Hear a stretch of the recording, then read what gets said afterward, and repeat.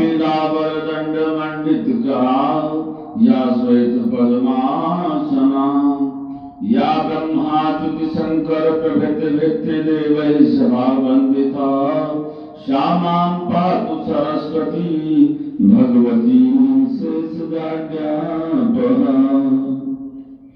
लोकायभिरामं रणरङ्गधीरं राजीवनेत्रं रघुवंशनाथं, कारुण्यरूपं करुणाकरन्तं श्रीरामचन्द्रं शरणं प्रपद्ये। अखण्डमण्डलाकारं व्याप्तं येन चराचरं, तत्पदं दर्शितं येन तस्मै श्रीगुरवे नमः।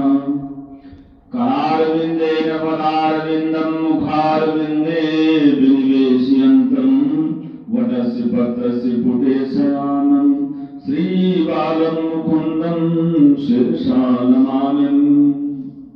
अतुलितबलधामं हेमशैलाभदेहं, दरुज्ज्वलकृशां ज्ञानिनामग्रगण्यं, सकलगुणनिधानं वानराणामुधीशं, रघुपति प्रियभक्तं मातुदातं नमामि।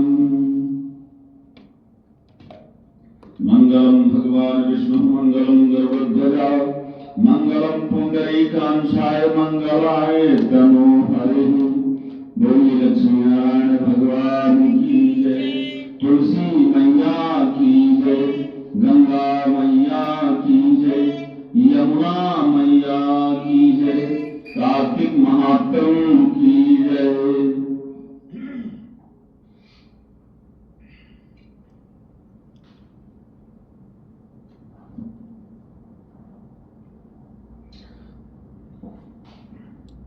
प्रातः काल पंचांग श्रवण करने का अनंत फल है। गंगा दर्शन, गंगा स्नान का लाभ होता है। आइए पंचांग श्रवण करें।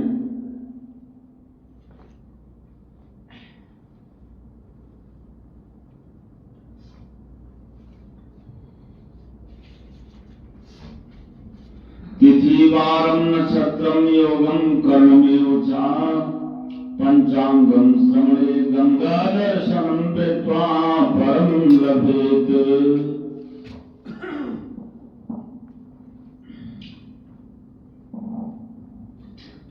विक्रमी संवत 2081 शाका 1946 कार्तिक मास कृष्ण पक्ष आज एकादशी तिथि है।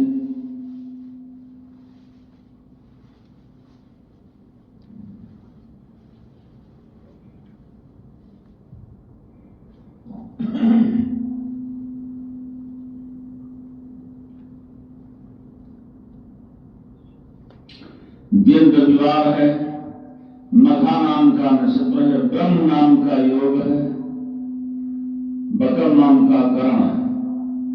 आज का दिन सभी का मंगलमय हो। श्री सीताराम।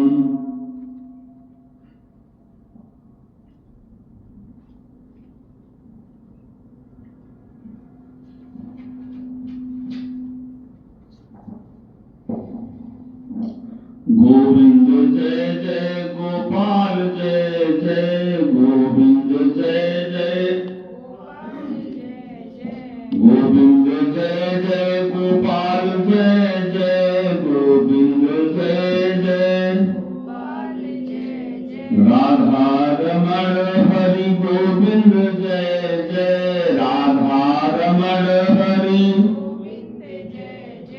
गोविंद जय जय गोपाल जय जय, राधा रमण हरि गोविंद जय जय, गोविंद जय जय राधा रमण हरि गोविंद जय जय, राधा रमण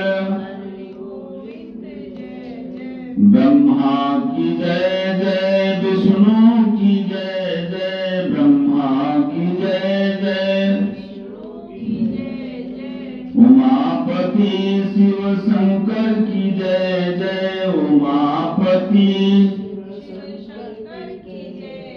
गोविंद गोविंद जय जय गोपाल जय जय गोविंद जय जय राधा रमण हरि गोविंद जय जय राधा रमण हरि राधा की जय जय रुक्मिणी की जय जय राधा की जय जय मोर मुकुट बंसी वाले की जय जय मोर मुकुट बंसी गोविंद जय जय गोपाल जय जय गोविंद जय जय राधा रमण हरि गोविंद जय जय राधा रमण हरि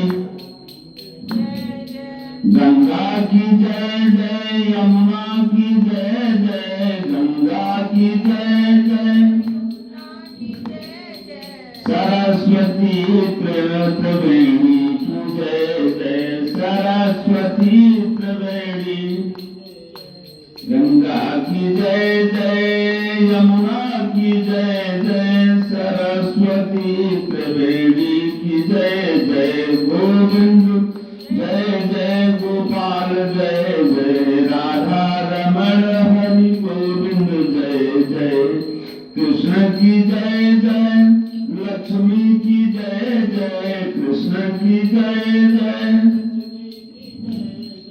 कृष्ण बलदेव दोनों भैया की जय जय कृष्ण बलदेव दोनों भैया की जय जय गोविंद जय जय गोपाल जय जय गोविंद जय जय राधा रमण हरि गोविंद जय जय राधा रमण हरि गोविंद जय जय गोविंद जय जय गोपाल जय जय राधा रमण हरि गोविंद जय जय बोलिए श्री बांके बिहारी लाल की जय।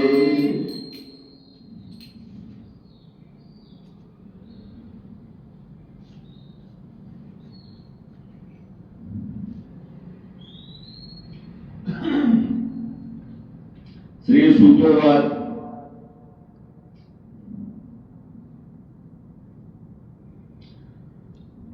श्री सूत जी कहते हैं, इतनी कथाएं सुनने के पश्चात महाराज पृथु ने नारद जी से प्रार्थना की, हे देवर्षि, आपने कार्तिक महात्म, कर्क चतुर्थी व्रत और गृहस्थ धर्म के बारे में मुझे इतना कुछ बतलाया है। अब कृपा करके तुलसी का महात्म भी बतलाने की कृपा करें। तुलसी महारानी क्या क्या महात्म है उसके बारे में कथा हमें सुनाएं। नारद जी बोले, हे राजा पृथु, प्राचीन काल में सौहार्द क्षेत्र के करवीरपुर में अत्यंत ज्ञानी धर्मात्मा तथा ओम नमो भगवते वासुदेवाय मंत्र का जप करने वाला धर्मदत्त नामक एक ब्राह्मण रहता था। वो ब्राह्मण नित्य ओम नमो भगवते वासुदेवाय का जप करता था। वह अतिथियों का आदर सत्कार भी खूब करता था। एक दिन प्रातः काल एक प्रहर रात्रि शेष रहने पर वह ब्राह्मण पूजा की सामग्री लेकर भगवान के मंदिर को जा रहा था। यानी प्रातः काल ब्रह्म मुहूर्त में पूजा करने के लिए मंदिर जा रहा था पूजा सामग्री लेकर कि इतने में उसने सामने से आती हुई एक अत्यंत भयंकर राक्षसी को देखा। आगे को निकले हुए टेढ़े मेढ़े और बड़े बड़े दांत, लाल नेत्र, बिल्कुल नग्न, लकड़ी के समान सूखा शरीर तथा मुख से घुर घुर शब्द निकल रहा था उस राक्षसी के। ऐसी भयंकर राक्षसी को देखकर भयभीत धर्मदत्त ने अपने हाथ का तुलसी मिश्रित जल उस पर फेंक दिया। धर्मदत्त महाराज जो जल लिए थे, गंगा जल था, उसमें तुलसी पत्र था पड़ा हुआ था, वो जल उस राक्षसी पर फेंक दिए। जल में मिश्रित तुलसी जल शरीर पर पड़ते ही उस राक्षसी के समस्त पाप दूर हो गए और वह हाथ जोड़कर धर्मदत्त के पैरों पर गिर पड़ी। बोलिए तुलसी महारानी की जय। ये तुलसी की महिमा। तब धर्मदत्त ने पूछा कि तू कौन है और किस पाप के कारण इस दशा को प्राप्त हुई। अपने पापों से मुक्त हो चुकी वह राक्षसी कहने लगी, सौराष्ट्र देश में भिक्षु नामक ब्राह्मण की मैं पत्नी थी। मेरा नाम करमा था। मैं ना तो अपने पद से मीठे वचन बोलती थी और ना अच्छा भोजन व फल ही खाने को देती थी। इस व्यवहार से दुखी होकर जब मेरे पति ने दूसरा विवाह करने का निश्चय किया तो क्रोध में आकर मैंने विष खाकर अपना शरीर त्याग दिया। इसके बाद यमदूत मुझे बांधकर यमराज के पास ले गए। वहां चित्रगुप्त जी ने मेरे अच्छे बुरे कर्मों का लेखा जोखा देखा। महाराज चित्रगुप्त ने जब इनका रजिस्टर खोला तो जीवन में क्या क्या कर्म किए हैं सब सामने आ गया। बताते हुए यमराज से कहा, हे महाराज, इसने अपने जीवन में कभी कोई शुभ कार्य नहीं किया। सदैव अपने पति से द्वेष करती रही है। यह सुनकर यमराज ने आज्ञा दी, क्योंकि जिस बर्तन में यह पकाती थी उसी में खाती थी, इसलिए उसको पहले अपनी संतान को खाने वाली बिल्ली की योनि में भेजा जाए। यानी जिस पात्र में हम भोजन पकाते हैं उसमें भोजन नहीं करना चाहिए।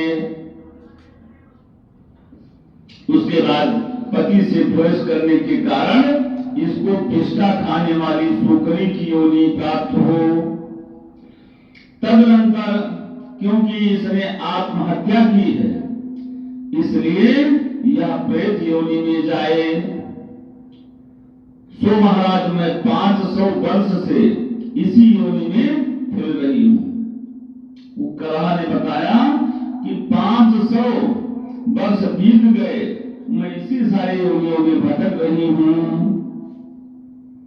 भूख और प्यास से दुखी होकर एक वैश्य के शरीर में प्रवेश करके मैं कृष्णा और बेड़ी नदी के संगम पर गई।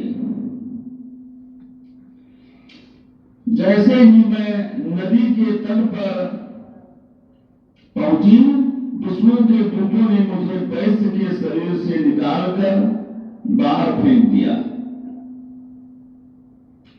वहां से घूमती फिरती मैं आ रही थी कि आप मिल गए। आपने तुलसी मिश्रित जो जल मेरे ऊपर फेंका है उससे मेरे संपूर्ण पाप नष्ट हो गए हैं। अब कृपा करके इस प्रेत योनि से मेरा उद्धार कीजिए। राक्षसी से सारा वृत्तांत सुनने के बाद ईश्वर भक्त ब्राह्मण धर्मदत्त ने कहा, तुमको देखकर मुझे अत्यंत दुख हुआ है। मैं जानता हूं कि तीर्थ, व्रत, दान आदि सत्कर्म प्रेत योनि में नहीं हो सकते। तुम्हारे पाप अधिक तथा पुण्य बहुत कम है। इसलिए मैंने अपने जीवन काल में जितना कार्तिक मास का स्नान और व्रत किया है उसका आधा पुण्य तुमको देता हूं। बोले कार्तिक महात्म की जय। धर्मदत्त ब्राह्मण जी ने कहा कि पूरे जीवन में जितना कार्तिक मास में हमने व्रत तप पूजन किया है, उसका जो फल है उसका आधा भाग मैं तुमको संकल्प करता हूं, इससे तुम्हें उत्तम गति प्राप्त होगी। इसके पश्चात ब्राह्मण ने जो ही ओम नमो भगवते वासुदेवाय मंत्र पढ़ते हुए तुलसी मिश्रित जल से उसका अभिषेक किया, वह प्रेत योनि से मुक्ति पाकर अग्नि के समान दिव्य देह धारण कर लक्ष्मी के समान रूपवती हो गई। इसके बाद उसने ब्राह्मण को नमस्कार किया। तभी भगवान विष्णु के पूर्णशील तथा सुशील नामक दो दूत वहां पर आए और उसको विमान में बैठाकर वैकुंठ को ले गए। यानी भगवान नारायण के दो दूत वहां पर आए और विमान में बैठाकर आदर पूर्वक वैकुंठ लोक को ले गए।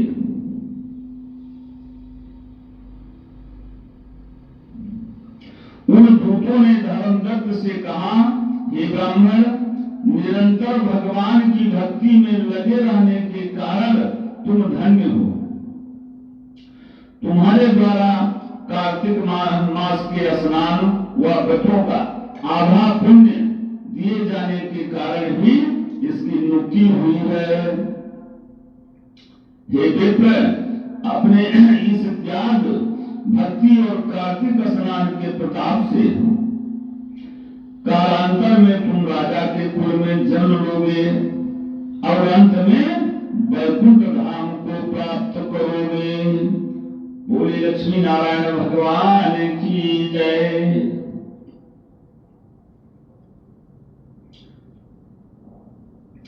और भगवान का सबसे बड़ा पूजन है कि भगवान से प्रेम किया जाए। रामन केवल प्रेम प्यारा, जान लिए जो जानन हारा। भगवान की ऐसी रीति है कि ये मतलब नहीं है कोई विद्वान है, बहुत पढ़ा लिखा है, वेद पाठी है, वही भगवान को प्राप्त कर सकता है। भक्ति ऐसा मार्ग है कि भक्ति के मार्ग के बिना ज्ञानी जन का जीवन भी अधूरा है। अगर भक्ति मार्ग नहीं है, भगवान में प्रेम नहीं है, तो आपका ज्ञान सारा मिथ्या के समान है। हम प्रभु के हो जाएं, प्रभु हमारे हो जाएं, हम अपने पर उनका पूरा अधिकार मान लें और एकमात्र उनको अपना बनाकर सारी ममता का एकमात्र केंद्र बनाकर उन पर अधिकार कर लें।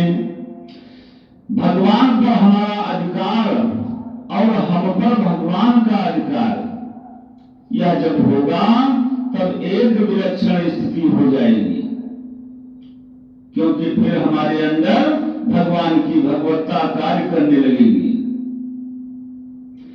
अभी तक भगवान की विस्मृति ने माया को स्थान दे रखा है। जो माया रूपी बंधन है वो बीच में पड़ा हुआ है। नित्य प्राप्त भगवान को न जानने के कारण एक ऐसा पर्दा पड़ा हुआ है कि उस पर्दे की आंख में सारे दोष, सारी दुर्बलताएं हमारे अंदर घर बनाकर बैठी हैं। जब हम भगवान की हो जाते हैं और भगवान हमारे हो जाते हैं, जो वास्तव में है, जो वास्तव में है ही, तब वह जो आवरण है, पर्दा है माया का, वह हट जाता है।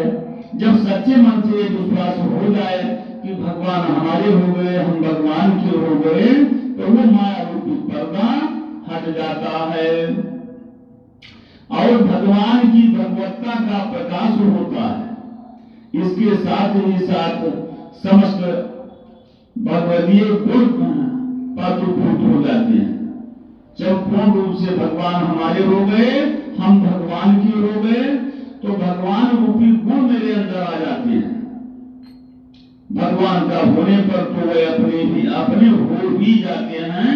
जब हम इस तरफ लगते हैं उस समय ऐसी स्थिति इस ढंग की होती है जिसको देखकर हम यह समझें, याद करें कि इस प्रकार की स्थिति जब होने लगे तब समझना चाहिए कि हमारे अंदर भगवान आ रहे हैं अथवा आ गए हैं।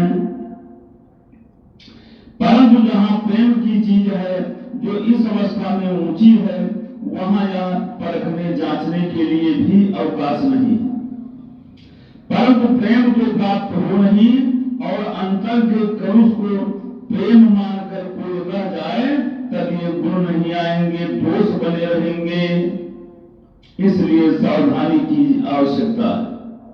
प्रभु के साथ अपना संबंध हो जाने पर क्या क्या स्वाभाविक अनुभूति होने लगती है, इसका एक आनुमानिक कहें, अपना अनुभव को कैसे कैसे कहें। मैं प्रभु का, प्रभु मेरे, भरा उन्हीं का बल मेरे अंदर। मैं प्रभु का, प्रभु मेरे और भरा उन्हीं का बल मेरे अंदर। तो प्रभु का सारा जो बल है मेरे अंदर आ जाता है। सहज सुनिर्मल स्नेह अमित, खेल रहा विशुद्ध सुंदर। उनकी अतुल शक्ति से मैं नित्य शक्तिमान निज को पाता। उनका अतुल प्रेम रस सागर मेरे अंदर लहराता। जीवन में भर गया उन्हीं का मेरे आत्यंतिक आनंद। मिटे दुख सब, दुख के कारण मिटे सभी अधिकारों द्वंद। यानी सब दुख दूर हो जाते हैं जब भगवान की ऐसी कृपा हो जाती है। जान उठा मुझ में उनका अब पूरा आत्यंतिक अनुराग। मिटा रोग पर रोग सभी का, ममता मोह कामना राग। यानी संसार से ममता हट करके भगवान में जब प्रेम हो जाता है तो उनकी असीम कृपा हो जाती है। जब मनुष्य भगवान का हो जाता है तब यह सब सहज रूप में आ जाता है। यह लक्षण है। उसको इस प्रकार की अनुभूति होने लगती है। यद्यपि इस अनुभूति पर वह भगवान के प्रेम को आंकता नहीं है, क्योंकि भगवान के प्रेम के स्वरूप की यह अनुभूति नहीं है, वह इससे बहुत आगे की चीज है। परंतु यह अनुभूति होनी चाहिए, इस प्रकार की स्थिति होनी चाहिए। जैसे आईए परीक्षा के बाद बीए होता है, उसी प्रकार इस प्रकार की स्थिति प्रेम की आईए परीक्षा है। जब हम भगवान की बनना चाहते हैं और भगवान हमारे बनने लगते हैं, उस समय इन गुणों का विकास होता है। यह समझने की चीज है। गुण क्या क्या है इसे थोड़े अंश में समझ ले। कहा गया है मैं प्रभु का, प्रभु मेरे। मैं प्रभु का हो गया और प्रभु मेरे हो गए। तब क्या हुआ कि मेरे अंदर उन्हीं का बल आकर भर गया। जितने और बल हैं वे सारे के सारे भगवत बल के सामने परास्त हो जाते हैं। भले ही वे बड़े से बड़े महान बल हो, लेकिन जब भगवान का बल मेरे अंदर आ गया तो संसार का सब बल फीका हो जाता है। अपबल, तपबल और बाहुबल चौथो है बलदाम। सूर्य किशोर कृपा थे सब बल हारे को हरिनाम। सभी बल वहीं से आते हैं जब मैं प्रभु का हो गया और प्रभु मेरे हो गए। तब क्या हुआ कि उनका समस्त बल मेरे अंदर आ गया। मेरा जो भौतिक बल था वह नहीं रहा, उनका बल आ गया। उनका बल आने पर क्या हुआ, माया हट गई और शत्रु जो यहाँ पर थे, जो प्रेम के नाम पर, स्नेह के नाम पर धोखा दे रहे थे, वो मिट गए। फिर क्या हुआ, यहाँ हृदय में भगवान का स्नेह आकर खेलने लगा। यह स्नेह कैसा है, सहज है, सुनिर्मल है, अमित विशुद्ध और सुंदर है। ये 5 विशेषण हैं प्रेम के। इन विशेषणों के अनुसार हमें प्रेम को देखना है। जो प्रेम कोई गुण जनित ना हो, काम जनित ना हो, वह हो सहज, यानी कोई स्वार्थ की भावना ना हो, निस्वार्थ भगवान से प्रेम करना चाहिए।